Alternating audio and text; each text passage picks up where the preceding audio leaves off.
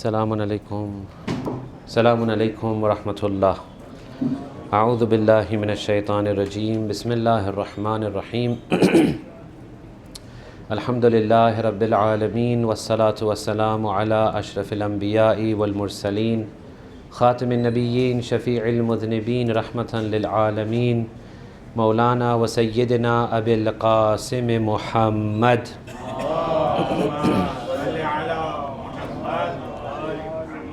وعلى آله الطيبين الطاهرين لا سيما بقية الله في الأرض أرواحنا له الفداء ولعنة الله على أعدائهم أجمعين من الآن إلى قيام يوم الدين أما بعد فقد قال الله سبحانه وتعالى بسم الله الرحمن الرحيم قل للمؤمنين يغضوا من أبصارهم صلوات على محمد وآل محمد.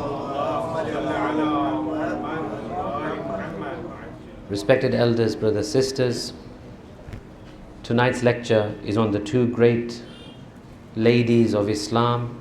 They are the mother and daughter combination. This is none other than Bibi Fatema and Bibi Zaynab salamullahi alayhima.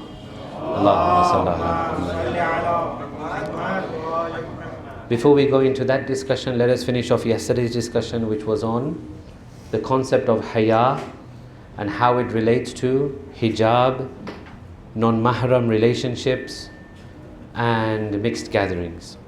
So we said yesterday that there are a lot of parameters, a lot of boundaries which Allah has placed for both men and women, from even something as minute as the way you look at people. Allah has a teaching for this. He says both to men and women that they should lower their gaze, their eyesight in front of one another. So even at that level, Allah has a teaching. Even at that level, Allah says, even looking can be problematic. Then we moved on and we discussed the dress code. Now the dress code for women is more strict than it is for men. That's because of their form, their bodies, their nature, the man's nature, and many other things. But most crucially, we really emphasize this point, and I hope you grasp this point, that it's not only about the animalistic side of things. It's not only about the attraction side of things. There's a whole other philosophy behind hijab, which is to elevate the status of the woman, to make sure that she doesn't get just treated as a sexual object for the fulfillment of the pleasures of men. This is very important, because many a times we could argue that there is no animalistic tendency among some people. That's fine, that's fair enough. But still hijab there is necessary, because it's a symbol, it's a change of mind, it's a change of mindset, it's a change of attitude that God wants the whole world to adopt. And that is that people should be appreciated for their inner value, for their inner ability, for their mind, for their character, for their personality, for their akhlaq. All of that gets overshadowed when you just think about the carnal, passionate side of things. You won't get to that inner side of things. You won't get to that beautiful character of the person if you just concentrate on the outward beauty of the person. Hence, we are told, even when choosing a spouse for marriage, don't just look at the looks. Don't just concentrate on the physical side. Physical side is there, of course, but you have to look beyond that. Look at the character, look at the morals, look at the ethics of the person. This is more important. On a long-term basis, in a long-term relationship, those looks and that attraction, okay, it can only last for so long. Eventually, when real life happens, when you find that you're in tricky situations, that beauty is not going to save you. The character of the person will save you. The akhlaq, the ethics, the dignity, the honor of the person is what will count in the long run. So this is what the Islamic teachings wants to focus on. We said that there were a number of points very, very important for the ladies, and sometimes these are overlooked. One of them was socks. That socks, according to fatwa of all of the maraja, as far as I know, socks are wajib for a woman to wear. They are part of her zinat, her beauty. Now, there are some things which will always be in a tricky situation.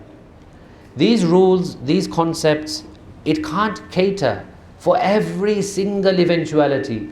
But what if this happens? But what if that happens? But what if I'm in this kind of place? Hence, there's a very important principle which I want to talk about now. That is the principle of ihtiyat. Precaution. Be careful.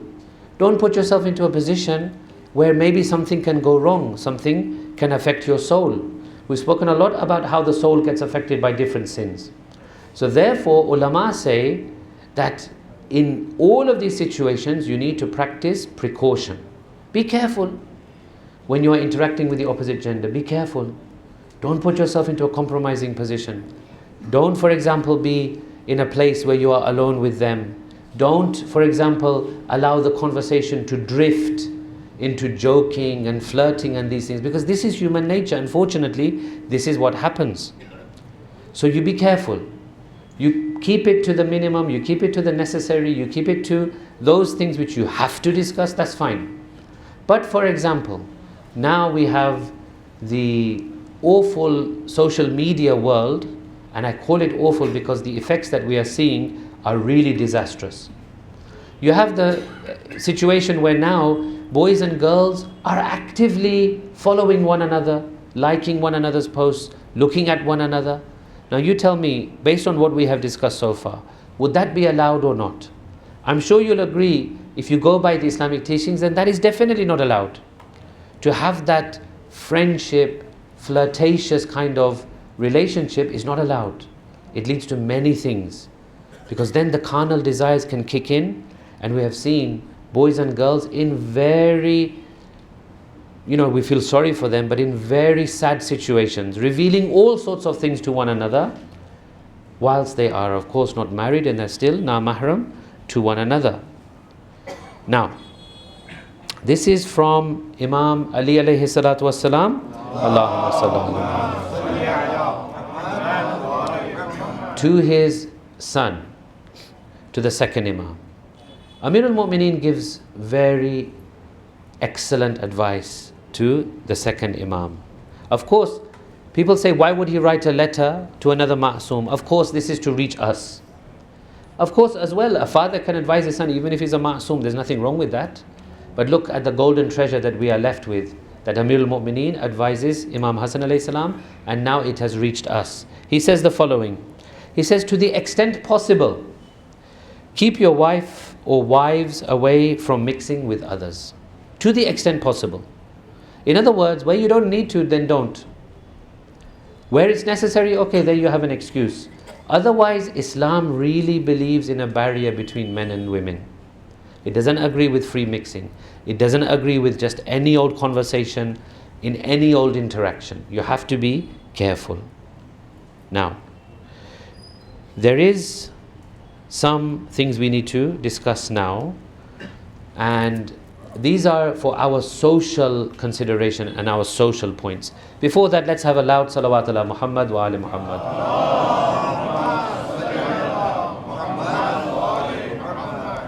Unfortunately, we have chosen some ways of living which confuses our younger generation.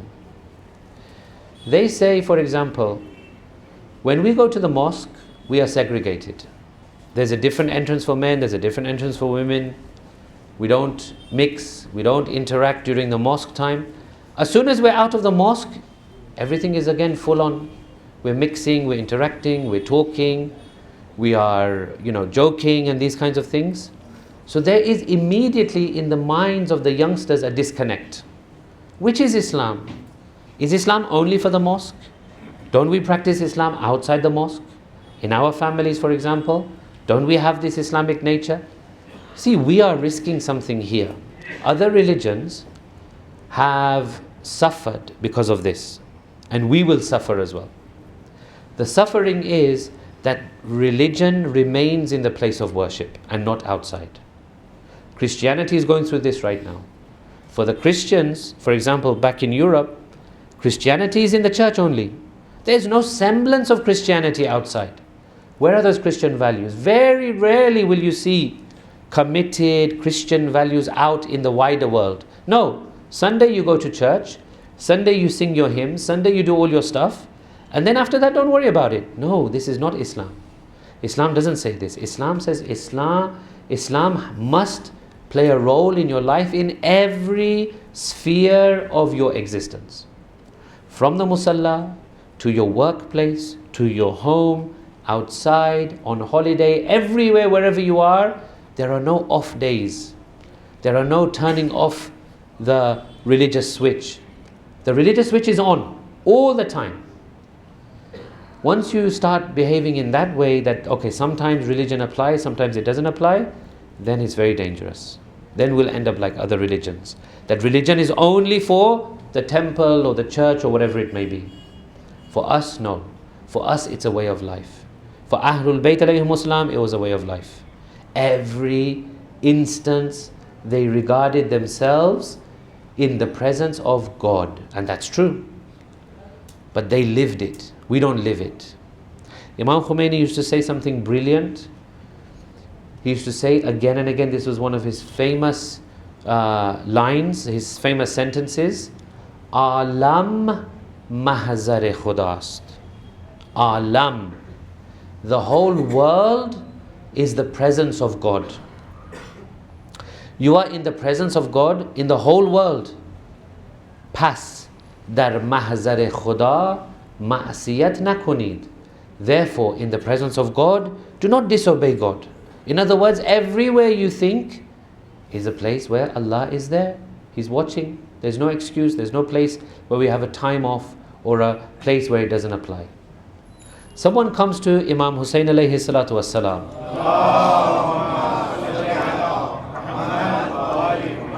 He says to him, Mawla, I unfortunately have a habit of sinning. What do I do? Imam Hussein gives him a very strange answer, but brilliant answer. He says, no problem, continue sinning as long as you can fulfill 5 things. And then he counts them. He says, number 1, as long as you don't eat from the rizq of Allah, then keep sinning. So he said, no, that's impossible. Every rizq is the rizq of God. So he said, okay, what else? Imam says to him, when Malikul Maut comes, tell him not to take your soul, then keep sinning. He says, that's impossible. How can this be? I can't do that. What else? He says, when you go into hell, then tell them to let you out. They'll listen to you. Will you come out easily? He says, no, this is impossible. They won't let me out. Because once you're in, you're there until Allah decides you to come out, not that you choose to come out. And one of them was, go to a place where Allah doesn't see you and then sin. He says, there's no such place. So Imam gives him a very nice way of looking at it. He says, look, you can't escape the kingdom and government of God. There's no place where you can hide and then you sin. Number 2, some people say, what about, for example, in Masjidul Haram? Men and women are mixing freely there, right? This is one of the things. They say, if Allah wanted us to be separate, then why in His own house, in His own Masjidul Haram, the place where we say is Allah's house, why there He didn't separate men and women? Look, that has its own philosophy. That has its own logistics. That's not a good excuse to use, that just because there they mix, then everywhere else they should mix. So that is another bad way of looking at it. Harams, for example, they say, we are shoulder to shoulder with women sometimes in the rush. So why in the Imam's house, in the Imam's haram we can mix, but we can't mix other places? No. If Imam would be there today, do you think he would enjoy this? Do you think he would allow this? Do you think he would be happy with this kind of thing? In the time of Rasulullah sallallahu alayhi wa alihi wasallam, the Holy Prophet actually designated separate entrances for men and women to the mosque. The Holy Prophet actually designated that men should remain behind for a short time to allow the women to leave and go home. Then the men should go home. To that extent. Number 3, this is very important. There is a chance that while we discuss hijab and these kinds of things, there is a chance that we can go too cautious. Now, on one hand I'm saying be precautious. On one hand I'm saying don't be too cautious. What do I mean? Be precautious on your own level. That's for sure. Every individual on their own level, take care and caution in the way you interact with the opposite gender. But there is a chance that if we become too cautious and we stop all avenues, then this is not healthy for society. If we say, girls can't go to school, girls can't go to college, girls can't get qualified, girls can never work, girls can never take a role in society, this is also wrong. In Islam, we don't have this kind of mentality. Where there's value, we should, but within those guidelines and in those restrictions. Do we not have, for example, that a delegation came to meet our seventh Imam, Imam Musa Kazim alayhi salam? Allahumma salli alayhi. He was not at home, he had gone on a journey. They had questions they needed answered. Who answered them? Bibi Fatema Masuma, Bibi Masuma Yakum. She answered them. Do we not have, for example, that after Karbala, when the caravan of Imam Hussein was going to place, who was giving these speeches? Janabi Kulthum, Bibi Zaynab. Do we not have, for example, as we'll discuss today, when Janabi Fatima was oppressed at the time, who went to the mosque to fight for her right? She did herself. She could have sent someone, but she said, no, I will go. So of course they have a role to play in society, but within the right boundaries and within the right restrictions. So we cannot be too cautious either and just say no to everything. This is also not right. We also don't want to take people's opportunities and their rights away. Okay. Salawat ala Muhammad wa ala Muhammad. So the best place to be would be for everybody to develop a very strong sense of haya. That is very important. If you have a strong sense of haya, then most situations I think you'll be okay. Now, haya once again, what do we mean by this? There is a hadith. Hadith says that if you want to do something wrong, you want to do a sin, then have shame from the people on the earth. In other words, other people. In other words, think to yourself, what if other people saw me doing this? What would they think? What if my parents saw me doing this? What would they think? What if my child saw me doing this? What would they think? What if Imam Zaman saw me doing this? Then what would he think? This is one level of haya. Second level of haya, the hadith says, if you don't have shame from the people on the earth, have shame from those in the sky. What about the angels? They're watching all of our deeds. What would they think if I did something wrong? How would they feel? How would they look towards me? Then in another hadith we have something very beautiful indeed, and this is elevating the discussion into what I call the human value. This is so special that I want you to listen with your utmost concentration with salawat ala Muhammad wa ali Muhammad.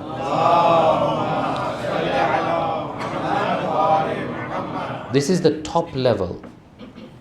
Ahsanul haya, the best form of haya. Haya'uka min nafsik. The best form of haya is that you should have haya with yourself. With yourself. Meaning, you should be such a dignified, honorable person that you find it beneath you to do these evil things. Now, in that sense, you will always be protected by your own haya, because you have realized something. You've realized that I'm not an animal, I'm a human. God created me in a special way, for a special reason, with a special set of skills, with a special kind of mind, with a dignified soul. These things, they do not befit me. It does not befit me to do this. It does not show me as a human being to do this. This is the best kind of haya. Where does this self-worth come from? Why do some people not have self-worth?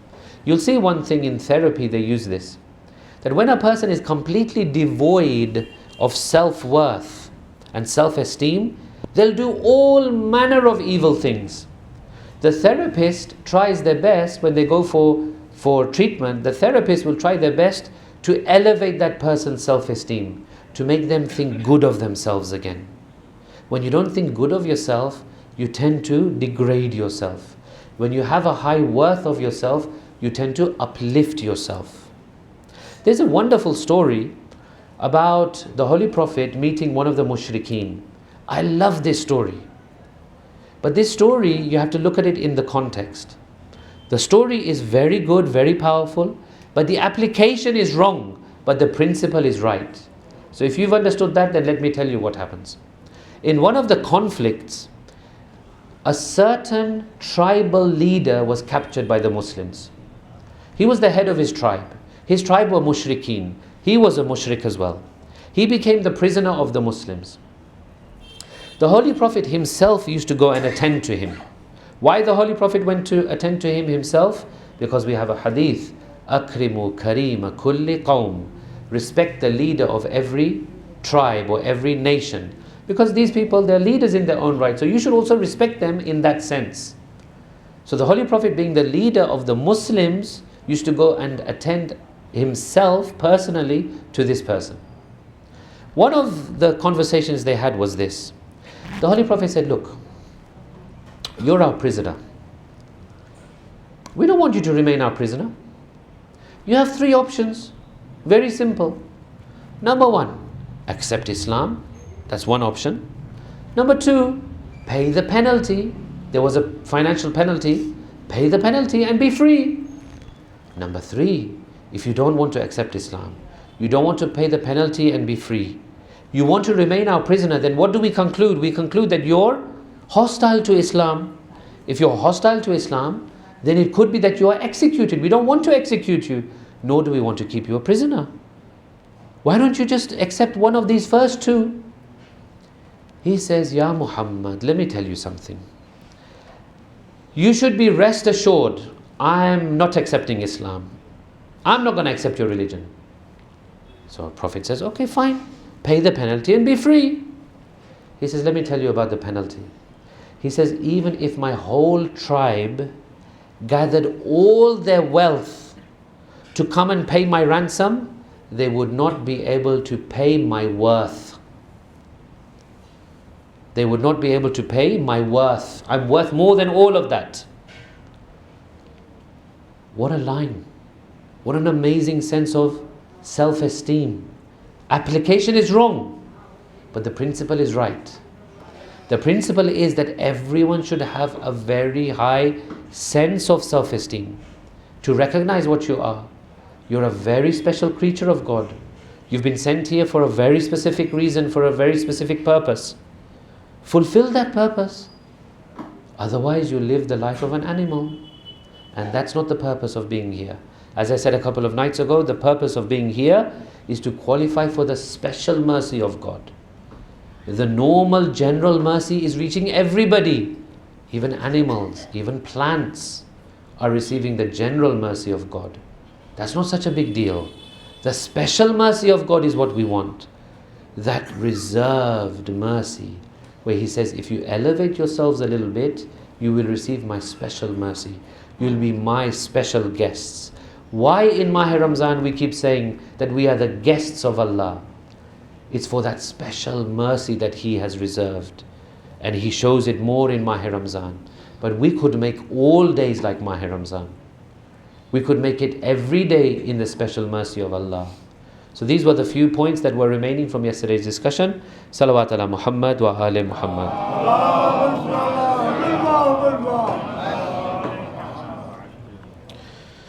Now, for our final discussion, this is our final lecture of this year.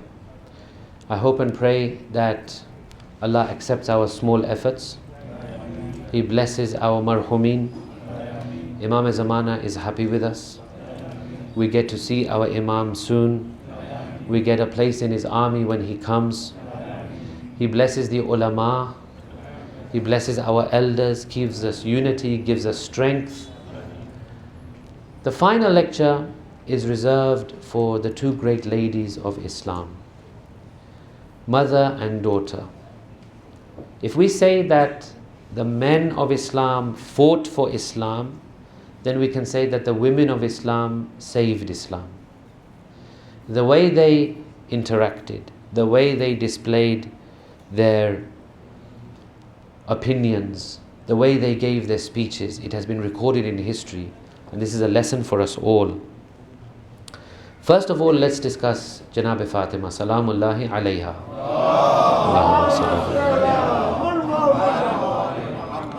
The love that individuals should feel for Janab Fatima is out of this world. She is so deserving of our love and our respect. One day, Harun Rashid, the Abbasid Caliph, and he was the one who has killed our seventh Imam, he comes to Bahlul. Bahlul, as you know, was a very sincere companion, but Bahlul used to show himself as mad. That was the way he chose to protect himself. Harun once comes to Bahlul and says, advise me. Advise me. Tell me something. Bahlul asks him a question. He says, tell me one thing. You have how much wealth, how much property, how much power, how much dominion? Harun says, unthinkable, uncountable, endless. What I have is endless. Bahlul says to him, if you were right now dying of thirst, your life was in danger for the sake of water, and someone offered you water, and he said to you, I'll give you this water, but you give me half of your kingdom, would you give it or not? He said, yeah, I would. If my life was in danger and I had to, then I would. To save my life, yes, I would. Then Bahlul, you know the way that Bahlul used to work, yeah, very funny in some ways. He said, now I ask you a second question. Now you've drunk this water, let's say you get an illness that you are not able, excuse my words, if you are not able to urinate, your urine function stopped. You could not expel this water that you had drunk, and you are becoming ill because of this. You are becoming so ill that your life was in danger. Would you give your other half of the kingdom? He said, yes, I would. Bahlul says, in that case, don't tie your heart so much to this world. On the issue of urination, you've lost your kingdom. That's one story. Now the second story. From the time of Imam Jafar Sadiq alayhi salam,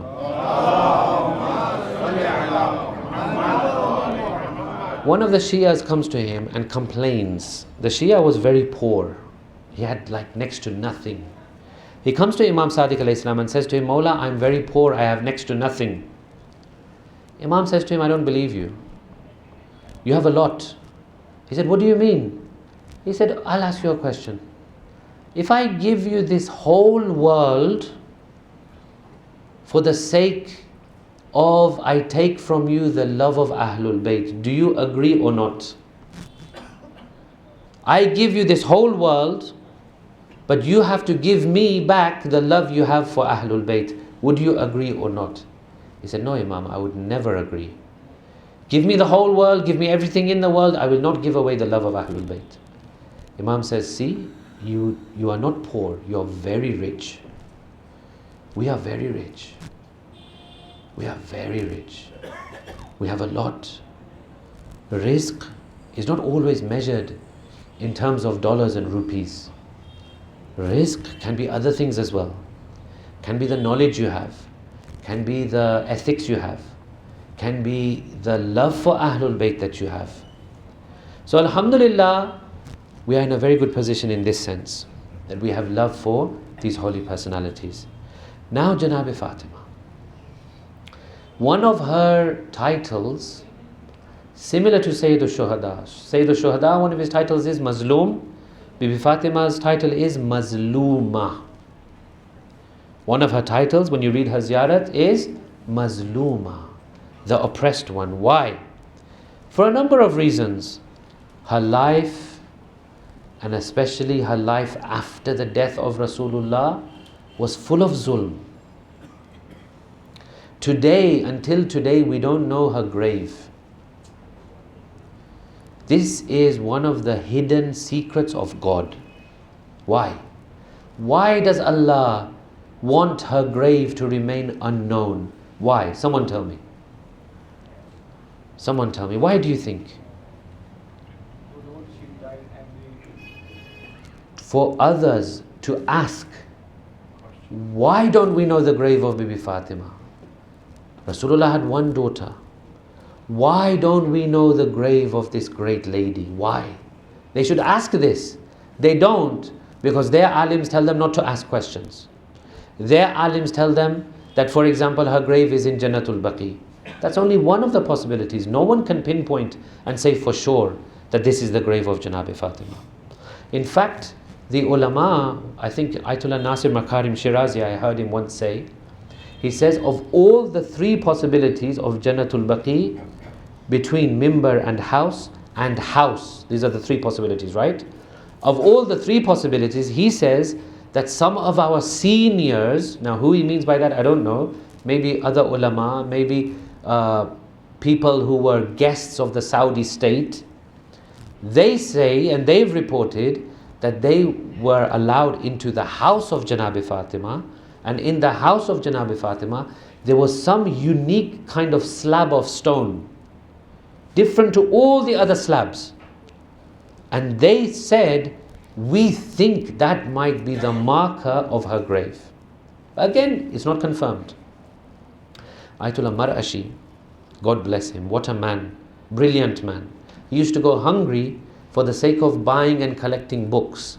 So you know now when you go into Qum, you have the Haram. He's not buried in the Haram. You know why? He's buried where? Ayatollah Marashi Najfi. He's buried in his library. He has that massive library, not too far from the Haram, maybe 500 meters, 1,000 meters from Haram, you'll find the library of Ayatollah Marashi. They said to him at the end of his life, they said, Agha, we have reserved a place for you in the Haram. He says, I don't want to be buried in the Haram. They said, but Agha, you had so much love for Bibi Fatima Masuma. You had so much love. You used to go for her ziyarat. We have dignified you with a place in the Haram. He says, I want to be buried in my library because I want to hear the footsteps of the students coming to read my books. This is the level of the man. In his younger days, he was so much in love with Janabi Fatima. He said, whatever happens, I want to know where her grave is, so that when I go to Medina, I can actually go and feel sure that this is the grave. He prayed, he prayed, he prayed, he asked Allah, he prayed du'as, he did so many things to be able to find out where this grave is. One night he sees a dream. In the dream, he sees one of the Imams come to him and tell him, don't go after the grave of Fatima, because this is a secret from the secrets of Allah. He doesn't want anyone to know this. But you are craving and you are striving for her ziyarat, do the ziyarat of Ma'asuma of Qum. It will be equal to the ziyarat of Bibi Fatima. Allahumma salli ala Muhammad. So Janabi Fatima is Mazluma in her life and after her death. We still don't know where her grave is. This is one of the secrets of Allah. He's chosen to hide it from us for the reason that He wants people to be forced to say, how come we don't know where her grave is? How come these Shias go to 3 different places and recite her ziyarat? This is one of the secrets of Allah subhanahu wa ta'ala. So, the grave is unknown. Even the date of martyrdom is not fully consensus. There's no full consensus on this. Some people say it's a 75 day, some people say it's a 90 day. So therefore we have these 2 riwayat. I don't know what you do here, but in most places we do both. Some majalis here, some majalis there. When we recite her ziyarat, we recite something very painful indeed. This should pain each and every one of us. We say, Assalamu alayki ayyatuhal mazluma al-maghsuba. You are mazluma, you are also maghsuba. Maghsuba means your right was taken, your right was usurped. You had something in your right, this was taken from you. Now, what was taken? The land of Fadak. What a dark chapter in the history of Muslims. the land of Fadak. The land of Fadak was a large, fertile, wealthy piece of land. This came how to the Holy Prophet? This was known, if you look in fiqh, in Islamic terminology, there are a number of things that happen. One of them, after the battle is over, there is a collection of the war booty, the war, the prizes of the war, the artifacts that you get after the war, the battle. One of them was Fadak. Now, Quran says the following. Bismillah ar-Rahman ar-Rahim. وَمَا أَفَاءَ اللَّهُ عَلَى رَسُولِهِ مِنْهُمْ فَمَا أَوْجَفْتُمْ عَلَيْهِ مِنْ خَيْلٍ وَلَا رِكَابٍ وَلَكِنَّ اللَّهَ يُسَلِّطُ رُسَلَهُ عَلَى مَنْ يَشَاءُ. This is called, this Ma Afa Allah is known as Fay. Fay is a unique category. It is that category which comes after the battle into the property of Rasulullah. It's his. It's not even part of Baytul Mal in that sense. It comes to him. He decided to gift it to Bibi Fatema. He said, this is your gift. This is for you. This is for your upkeep, your maintenance, your charity work. Everything will come from here. Tell me, Ahlul Bayt alayhimus salam, you ever saw them living a lavish life? You ever saw them enjoying wealth? You ever saw them in big, big houses with magnificent luxuries? Never. So then why?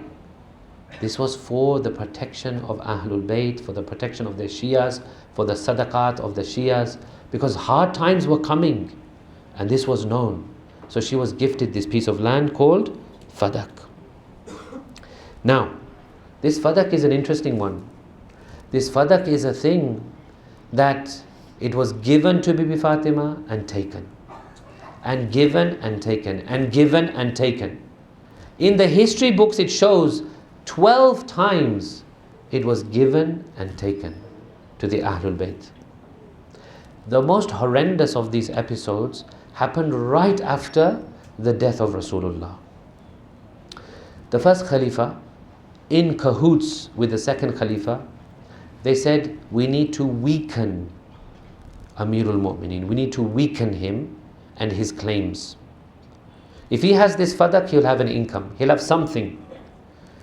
They didn't understand. Amirul Mu'mineen is the king of this world. He's the king of the whole world. He's the king of the heavens and the earth. By taking Fadak, what do you want to achieve? If Amirul Mu'mineen wanted, he can turn anything he wants into gold. You know, someone once, Janab Fizza, she was there and she was learning this art of turning chemicals into different properties. She comes to Amirul Mu'mineen all excited. She said, look what I've learned. I've learned how to turn certain things into gold. And she showed him that, look, I'm able to turn certain things into gold. Amirul Mu'mineen dug a hole and pulled out loads of gold from the hole. He said, look, you've learned this, but look at my power. If I want to generate gold, I can generate gold at any time. She said, but you live in such poverty. Amirul Mu'mineen says, yes, this is what we choose. How can I live a lavish life when our people are starving around us? How can I lead a lavish life when people don't have food to eat? How can I lead a lavish life when there are so many orphans around? This is Amirul Mu'mineen. So they said, let's weaken this thing. Bibi Fatima took a stand.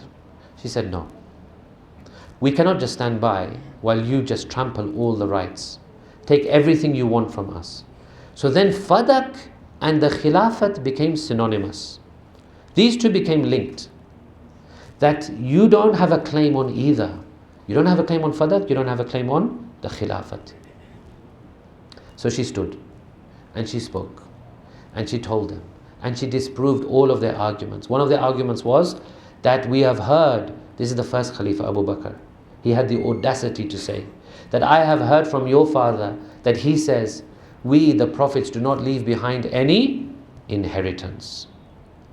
She said, even if that's true, which it's not, even if it's true that he said this, then it's disproved in the Holy Quran. And we all agree that any hadith, if it goes against the Holy Quran, then it is rejected. And she brought the ayat of the Quran, how the previous prophets used to inherit from one another. So they said to her, then what is it if it's not inheritance? She said, this is fay, this is my gift to me, and you have taken it. They called her a liar. They disproved her claim through false testimonies of their own. They told her to bring witnesses. All sorts of things happened. She was struck on the face. The papers were torn. All manner of things happened. She went home to Amir al-Mu'mineen in tears. Amir al-Mu'mineen said one thing which calmed Janab Fatima down. Amir al-Mu'mineen says, Ya Fatima, Ya bint Rasulillah, O daughter of the Holy Prophet, our hisab is with Allah. That gave peace to her heart. Our hisab is with Allah subhanahu wa ta'ala. Sallu ala Muhammad wa ala Muhammad.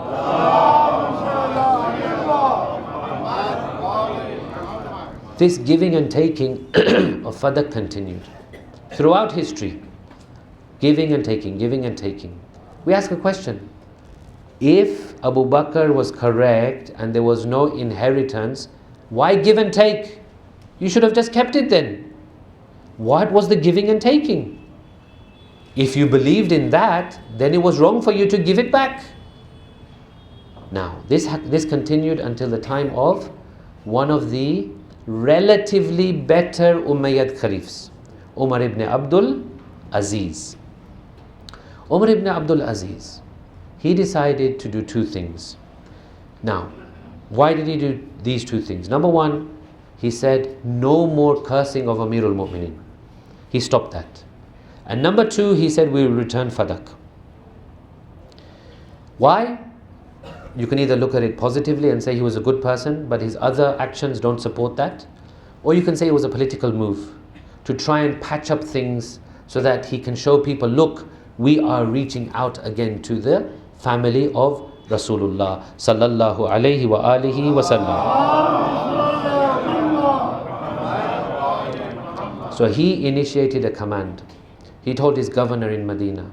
He said, you are to return this back to Ahlul Bayt. The governor wrote back and said, are you crazy? You want to return this? This has come to us. This is a rich and fertile land. If we give this back to them, then they'll become powerful. Again he wrote back and he said, you want to ask me all these details about slaughtering a cow? Meaning, he was trying to say, like Surah Al-Baqarah mentions, that when Bani Israel were told to slaughter a cow, they asked so many questions because they didn't want to do it. What color should the cow be? How big should it be? What kind of cow? Etc, etc, etc. He said, just do what I'm telling you. It was returned. But it was taken back again. So this thing happened throughout history. Until it came to a time when Fadak now became a desolate place. Deserted, unattended, no one looked after it. It then withered and it became next to nothing. What we say is, hang on a second. All this giving and taking, all this mischief around this land was because of one reason. Let's call a spade a spade.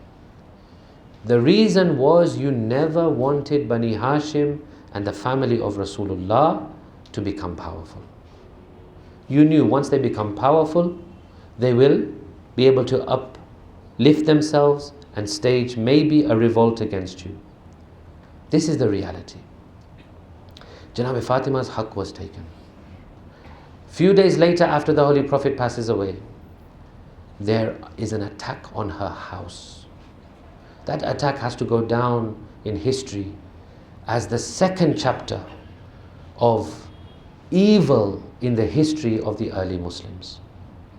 Now that attack on the house of Janab Fatima, that was something that we saw the reverberations, because there was a concerted effort to exclude Bani Hashim, to remove their rights, to curse them at all times, and then at the same time another operation was begun. Umar, the second Khalifa, he instituted something. What a silly decision. He said, from this moment on, no hadith is to be written. Actively they went around hitting people, rebuking people, telling them off if they were writing a hadith. The excuse, we don't want a parallel to the Holy Quran. People will get confused. What is Quran? What is hadith? Baba, inna nahnu nazzalna dhikra وَإِنَّا لَهُ لَحَافِظُونَ. It would help if you read the Quran. We are the ones who revealed the Quran. We are the ones who will protect it. Why are you worrying? So now we have a very worrying situation amongst the Muslims today. We have a period of approximately 6 generations, 7 generations, 8 generations in some cases, before a hadith were properly recorded in the Sunni school of thought. Bukhari, the famous Sahih Bukhari, was in which generation? Which Imam was his contemporary? Does anyone know? Not even Imam Jafar Sadiq. 9th and 10th Imams. 9th and 10th Imams were his contemporaries. Imagine, no hadith written for this many years. Now what kind of religion do you end up with?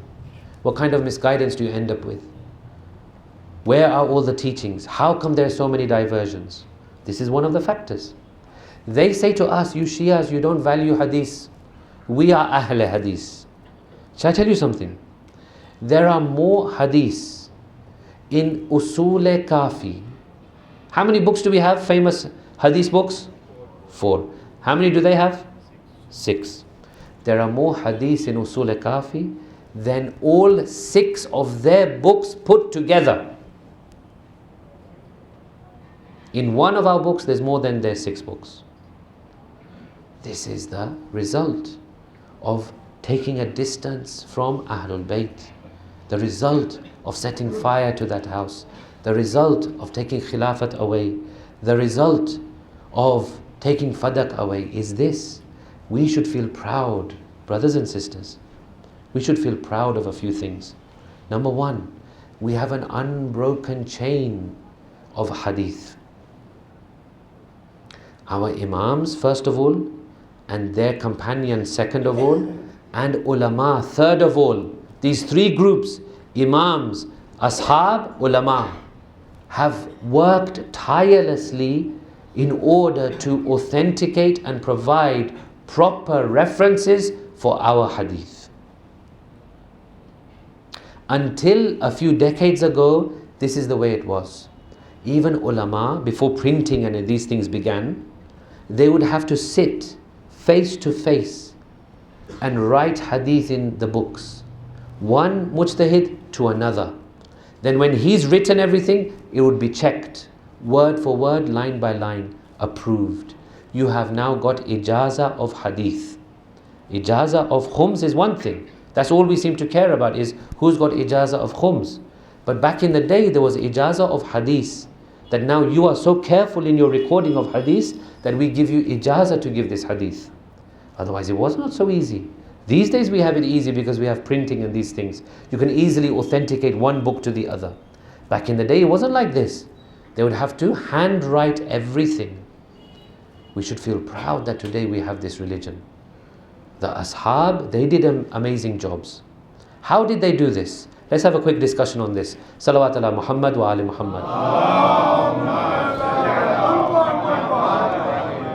The Ashab of our Imams, especially from 6th Imam onwards, they meticulously and painstakingly recorded these hadiths in a series of books. These books were passed from person to person, generation to generation. How many books were there? How many booklets were there? 400. Usul Arba'amiyah. 400 booklets of hadith. Some of them were lost. Some of them were burned in attacks. Some of them, the person who had them, he was so in fear of his life, he felt danger. You know what he did? He got them and plastered them into the wall of his house, and then they were forgotten. Either he was killed or whatever, but they're lost. By the time we come to the Imam of the time, Imam Zamana, Ajjalallahu Ta'ala Farajahu Sharif, the scholars near the time of Ghaibat, they meticulously, carefully tried to track down these 400 booklets, whatever was left of them. And from them then they made these compilations of hadith. They wrote the hadith. They went from one place to another, traveling for days, weeks, just in the thought that this person must have some ahadith that we don't have.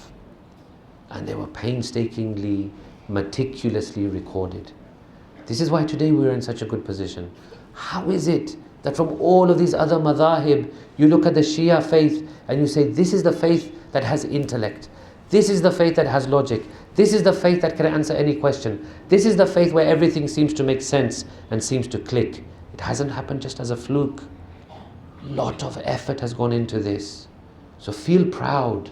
Number one, of being lovers of Ahlul Bayt. Number two, the work of our ulama. They have done a lot.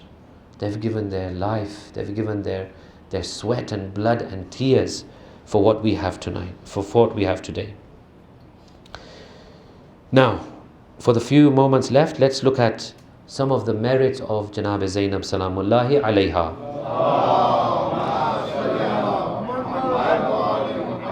First of all, she is named in the dream of Imam Hussein when he sees Rasulullah. He says to Imam Hussein, Inna Allah sha'a an yaraka qatila. O Hussein, Allah wishes to see you killed. Imam Hussein understood. He knew what was going to happen.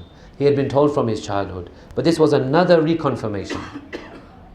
And then the dream says, وَإِنَّ اللَّهَ شَاءَ أَن يَرَاهُنَّ سَبَايَا. And He wants to see your women folk taken as prisoners. Imam Hussein understood. He knew that he has to take his family. And amongst his family, the two pillars of strength, Janab Kulsum, Janab Zaynab. Two daughters of Janab Fatima. Two daughters of Amirul Mu'mineen. Endowed with such strength, it's unfathomable how, as ladies and women, they stood and they withstood so much after Karbala. Let me narrate to you a couple of things and then we move on to the Masaib. Salawat ala Muhammad wa ali Muhammad.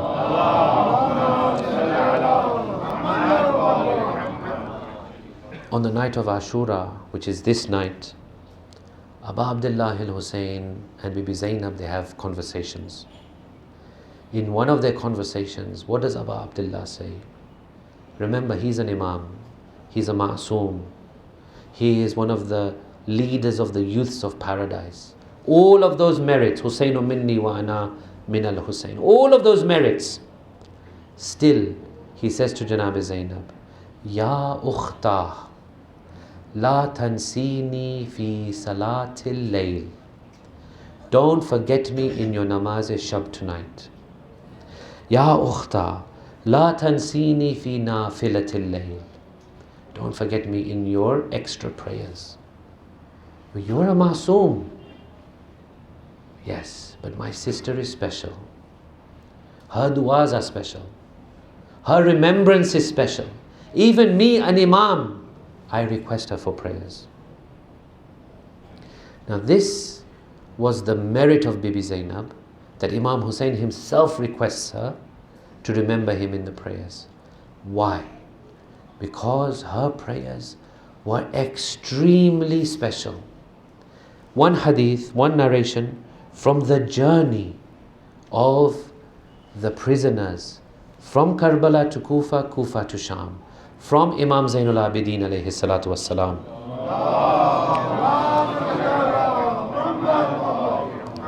Imam Zainul Abidin says, Inna ammati Zaynab, my auntie Zaynab, kana tuaddi salawatiha, she used to perform her prayers min qiyam, in a way that was standing, al fara'id wan nawafil. No matter what she went through, she prayed properly. All the wajibat and all the mustahabbat. In the masirana min al-Kufa, all the way until Kufa, ila Sham, until Sham. Wa fi ba'd al-manazil. However, at some points in this journey, Imam Zainul Abidin says, tusalli min julus. She used to recite her prayers sitting down. She would try as much as possible to stand and pray. But then I saw at some point she would sit down and pray. Why? لِشِدَّةِ الْجُوعِ, because she was so hungry. the provisions which they used to get was so little. The food they used to receive was so little that now she has no more strength even to stand and pray. They say at times she would sacrifice her portion of the food and give it to the children. And she withered and she was very weak. لِشِدَّةِ الْجُوعِ وَالضَّعَفِ. She was very weak and hungry. مُنْ ثَلَاثِ لَيَالٍ. Sometimes this would last for 3 whole days and nights, that she would not receive any proper food and nourishment. لِأَنَّهَا كَانَتْ. Because why? تَقْسِمُ مَا يُصِيبُهَا مِنَ الطَّعَامِ.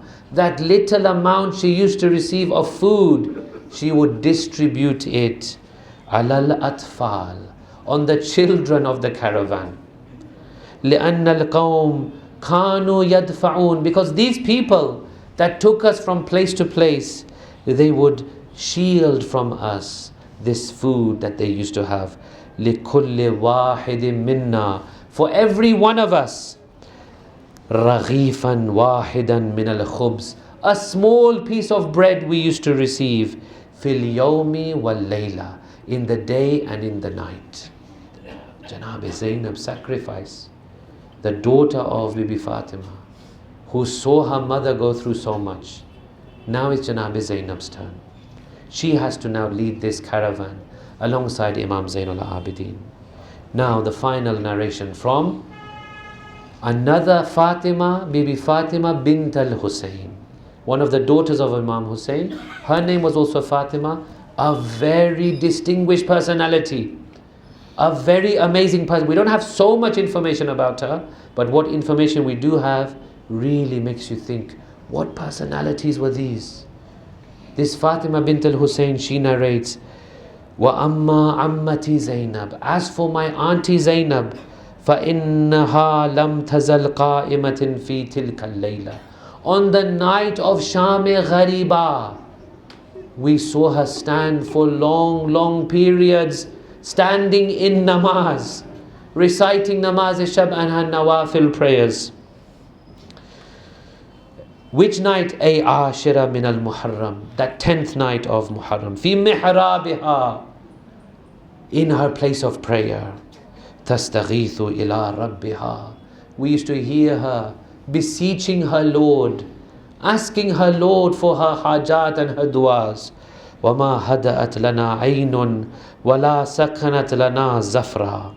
She says, and whilst that was going on, while she was praying, everyone else was in tears, in grief, screaming, shouting over what was happening to us. These are the women that have saved our religion. We owe a great debt of gratitude to them. How we will repay them? Well, we must follow in their footsteps. We must learn their teachings. We must behave in the way they wanted us to behave. This is what they expect from us. Sallallahu alayka ya Aba Abdullah. Sallallahu alayka ya Aba Abdullah. Sallallahu alayka ya Aba Abdullah. The night of Ashura was a different night, a unique night. On this night, many things were happening. People were being prepared for the next day. Habib ibn Mazahir held a meeting in his tent. He gathered all the people together, all the men together. He said, listen, tomorrow is the day of our sacrifice. He says, I am proposing one thing. No blood of Bani Hashim should be spilled while any of us are alive. Do you agree or not? They said, Ya Habib, we agree. We agree. We will not allow anyone from the family of Rasulullah to go before we go. They came to Habib.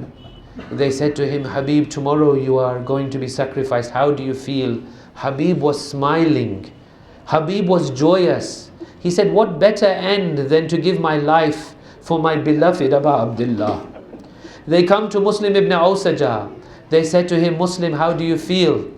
Muslim says, let me be killed 1,000 times and be burned 1,000 times and then be resurrected again and be killed again and burned again. I don't care as long as I'm able to defend Aba Abdullah. This is the night in which the mothers are bidding farewell to their children with honor. They're telling their children that we expect you to go and fight. We want you to go and fight. We want to be able to show ourselves to Fatima to Zahra and tell her, Bibi, we did something for you. We also offered a sacrifice for you. It should not be that Hussein alone should go. Wives were bidding farewell to their husbands. Husbands farewell to their wives. Mothers to their sons. Sons to their mothers. And the people were narrating that all we could hear from the tents of Hussein was the humming sound of zikr of Allah. All night we could hear the zikr of Allah from the tent of Aba Abdullah. On one occasion, the companions come to Hussein. They say, Aba Abdullah, tell us, how will it be tomorrow? Imam Hussein tells them a few details. He tells them, he shows them, each and every one of them, look, this is going to be your place in heaven. This will be your place in heaven. You have committed yourselves. You are genuine. This will be your place in heaven. They talk about all of these things. Then they go out into Karbala. When they go out into Karbala, they ask Aba Abdullah, show us, Aba Abdullah, where will we be killed? Aba Abdullah says, one of you will be killed over here. He shows another person, you will be killed over here. He shows another person, your place is here. Then they ask Aba Abdullah. They say, Aba Abdullah, you have shown us where we are going to be killed. Now show us, where will you be killed? Aba Abdullah says, come with me, I will show you. They go to a place. He says, look here. Here is where I will be killed. They say, Aba Abdullah, this place looks different. There are no stones here. There are no sharp things here. This place has been cleaned. Who has cleaned this place for you? He says, don't you know, my mother Fatima, she came here. She has cleaned this place for me. And this is absolutely what was heard on the day of Ashura, when Shimmer was on the back of Aba Abdullah, when the throat was being cut by Shimmer. They say that a voice was heard. The voice was heard. The voice of a lady crying. And she was saying at the time, she was saying, Waladi, Waladi, my son, Qataluka Atshana, they have killed you while you are thirsty. This was the voice of Zahra. Oh Zahra, we ask you to accept our condolences on this night. Oh Zahra, write our names in the list of those who cry for your son Hussein. Oh Zahra, write our names in the list of those who are the Zawar of Aba Abdullah. Ala la'natullahi al-qawmi al-zalimin. Wa sayalamu alladhina zalamu ayya munqalibin yanqalibun. Inna lillah wa inna ilayhi raji'un. Rahimallahu man qara al-Fatiha.